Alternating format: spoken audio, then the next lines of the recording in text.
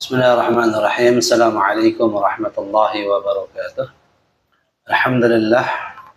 Alhamdulillahi rabbil alamin. Wassalatu wassalamu ala asyrafil mursalin wa ala alihi wa sahbihi wa barik wa sallam. Ba'du. Hadirin para pemirsa rahimakumullah, melanjutkan kajian Ramadan kita. Alhamdulillah, pada kesempatan ini kita bisa melanjutkan pembelajaran kita. Alhamdulillah, pada malam kemarin kita telah membacakan atau membahas tentang sunnah-sunnah ketika seseorang itu berpuasa. Maka pada saat ini kami akan menyampaikan hal-hal yang dimakruhkan ketika seseorang itu berpuasa. Qala al-musannif rahimahullah ta'ala wa nafa'ana bi'ulumihi wa bi'ulumi masyayikhina fid dharain amin. Makruhatus shaum tsamaniyah. Hal-hal yang dimakruhkan ketika seseorang puasa itu ada 8 perkara. Yang pertama, al-alqu, ay madghuhu biduni an yanfasila minhu syai'un ila al-jawfi wa illa sara muftira. Yang pertama, seseorang itu dimakruhkan untuk alqun, artinya adalah mengunyah sesuatu benda. Baik yang dikunyah itu permen atau karet atau misalnya hal-hal lain. Ay madghuhu, yaitu mengunyahnya, biduni an yanfasila minhu syai'un ila al-jawfi, tanpa ada sesuatu zat yang masuk kepada kerongkongan. Tetapi kalau memang karena hajah tertentu, contohnya misalnya kita mengunyahkan anak kita nasi atau roti, karena kalau tidak dikunyah anak itu tidak bisa menelannya, maka di sana tidak terjadi kemakruhan untuk orang yang mengunyah benda tersebut, karena selama tidak ada zat yang masuk ke dalam kerongkongan. Andai kan dia mengunyahnya kemudian nasi tersebut zatnya masuk ke kerongkongan, maka membatalkan puasa. Tetapi hukum mengunyahnya itu tidak dimakruhkan. Yang dimakruhkan itu adalah mengunyah sesuatu yang tidak memiliki hajah, kepentingan. Contohnya mengunyah benda-benda seperti karet, ban dan sebagainya, misalnya dikunyah, digigit tanpa ada zat yang keluar atau yang ditelan, itu hanya mengunyah. Karena kenapa? Akan mengakibatkan banyaknya riq, air liur, dan akan menyebabkan orang yang berpuasa itu cepat haus. Itu penyebabnya, makanya dimakruhkan oleh para ulama. Wa illa sara muftiran, jika masuk zat seperti nasi, seperti khubus atau roti, dan masuk ke dalam kerongkongan orang yang mengunyah tersebut, maka akan membatalkan puasa. Kedua, zauqut ta'am, dimakruhkan kepada orang yang berpuasa untuk zauqut ta'am, mencicipi makanan. Contohnya ibu-ibu kita yang di rumah itu misalnya dia masak, tetapi belum saatnya berbuka dan sebagainya, dzauqut ta'am, dia cicipi. Cicipi yang dimakruhkan itu adalah mencicipi, mencari rasa yang tidak ada hajat. Tapi jika ada hajah, dia masak untuk berbuka nanti supaya berbukanya enak, dirasakan lauk pauknya, maka tidak terjadi sebuah kemakruhan. Jadi zauqut ta'am biduni hajah, mencicipi makanan tetapi tidak ada kepentingan dalam mencicipinya. Dia bukan seorang yang ahli dalam bidang masak, tetapi dia mau mencoba-coba, itu yang tidak memiliki hajat.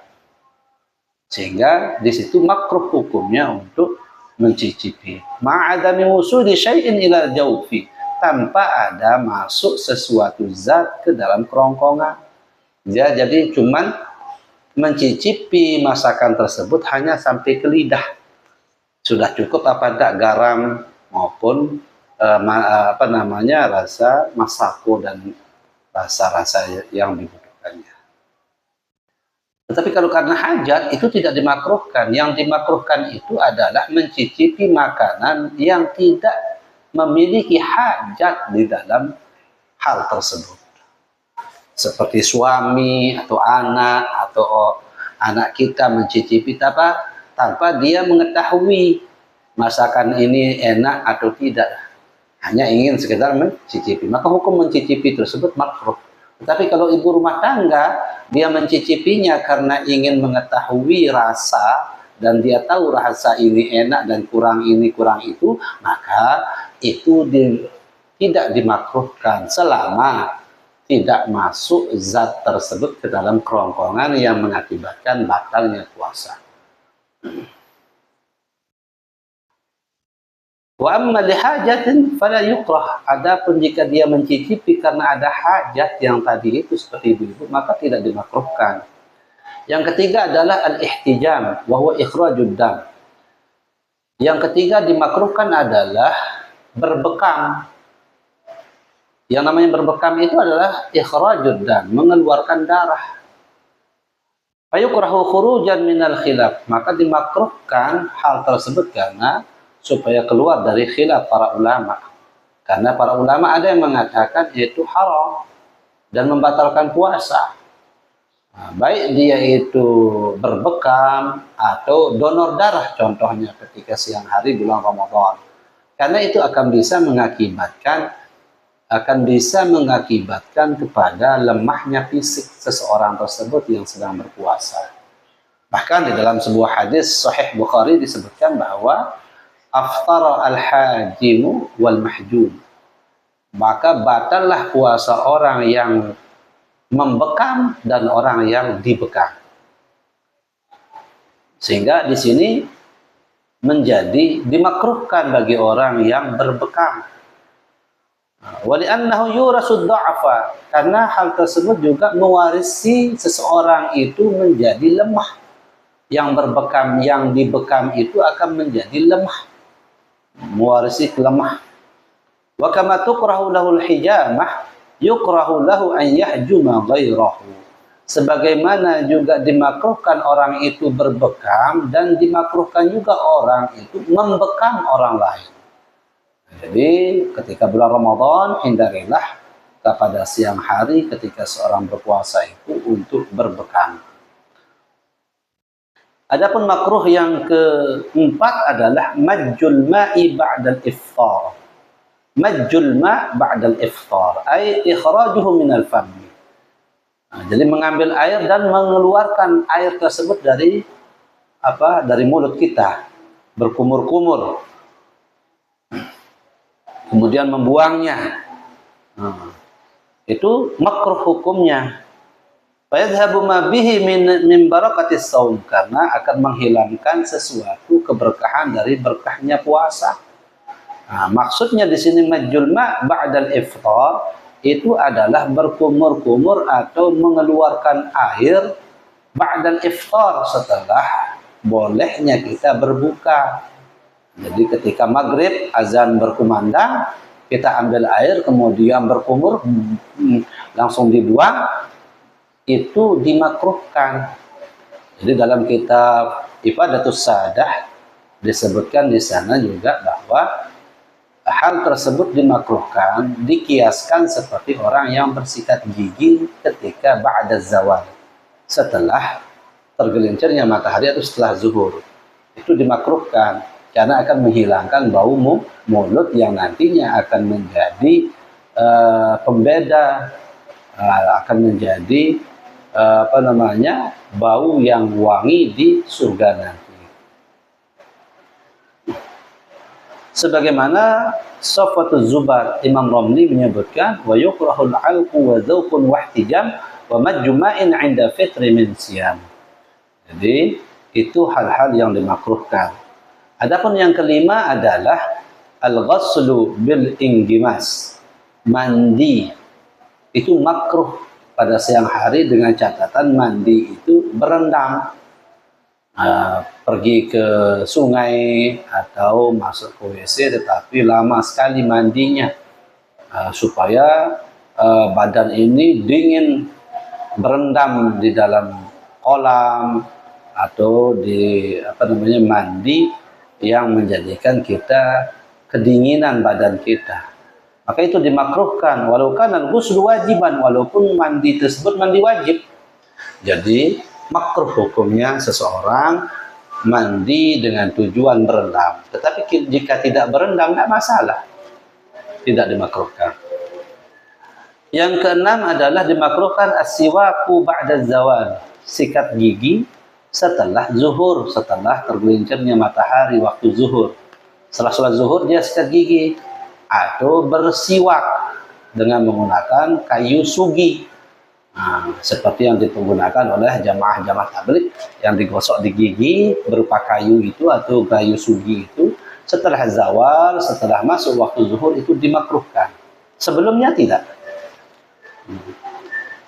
Li'annahu yuzhibu raihatal fabbi, karena hal tersebut bisa menghilangkan bau mulut. Karena dalam sebuah hadis Rasulullah SAW bersabda, khulufu fammis sha'im. Jadi bau mulutnya orang yang berpuasa itu seperti miskun, bau kasturi nanti di akhirat. Waqtara al-Imam Nawawi adamul karahah, sedangkan menurut Imam Nawawi itu tidak dimakruhkan walaupun bersikat gigi setelah zawal. Sebagaimana dalam Al-Fiqh Zubat disebutkan, amastiyaqu sha'imin ba'da zawal fakhtira lam yukrah wa yahrumul wisal. Jadi menurut Imam Nawawi itu tidak dimakruhkan apa bersikat gigi setelah tergelincirnya matahari. Jadi ini khilafiyah para ulama. Ada yang mengatakan, sebagian besar mengatakan bahwa itu makruh. Tetapi menurut Imam Nawawi mengambil tidak makruh. Adapun yang ketujuh daripada makruh ketika seorang puasa itu adalah kasratus sabai wan naumi, terlalu banyak makan ketika berbuka. Jadi itu makruh, terlalu kenyang ketika berbuka. Wan naumi, dan terlalu banyak tidur ketika puasa, itu makruh, hukumnya makruh. Terlalu banyak tidur, terlalu kenyang dalam berbuka. Wal khawdu fima la ya'nih, dan ikut campur di dalam urusan yang tidak ada faidahnya, itu juga dimakruhkan. Lianna dzalika yuzhibu faidatus shaum, karena yang demikian itu menghilangkan manfaat daripada tujuan puasa tersebut.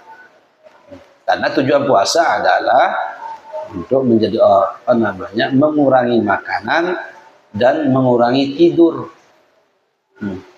Yang kedelapan adalah daripada makruhat yang dimakruhkan ketika seorang berpuasa adalah tanawulus syahawat al-mubahah, yaitu menikmati atau menikmati kesenangan yang dimubahkan, yang diperbolehkan, mengikuti hawa nafsu yang diperbolehkan, atau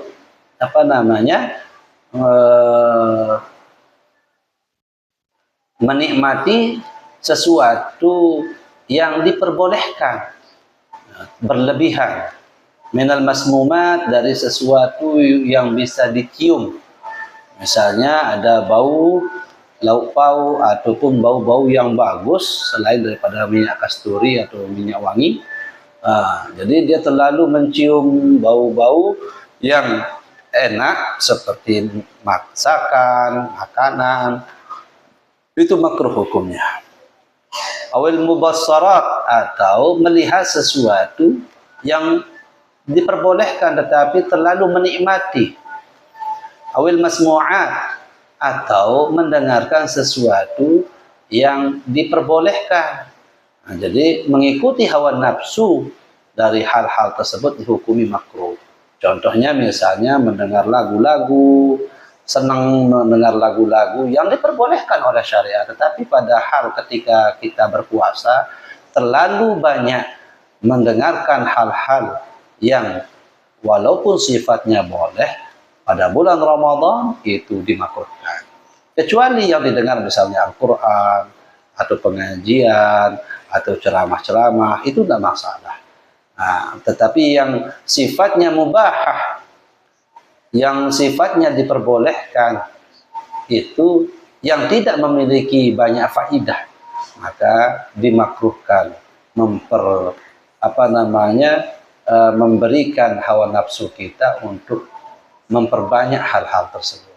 Jadi maka hindarilah bagi kita semua hadirin rahimakumullah untuk menjaga pendengaran kita, menjaga penglihatan kita, menjaga anggota badan kita dari hal-hal yang tidak memiliki faidah. Hadirin rahimakumullah, sekian dari saya, kurang lebihnya mohon maaf. Semoga bermanfaat untuk kita semua. Hadanallahu iyyakum ajma'in. Assalamualaikum warahmatullahi wabarakatuh.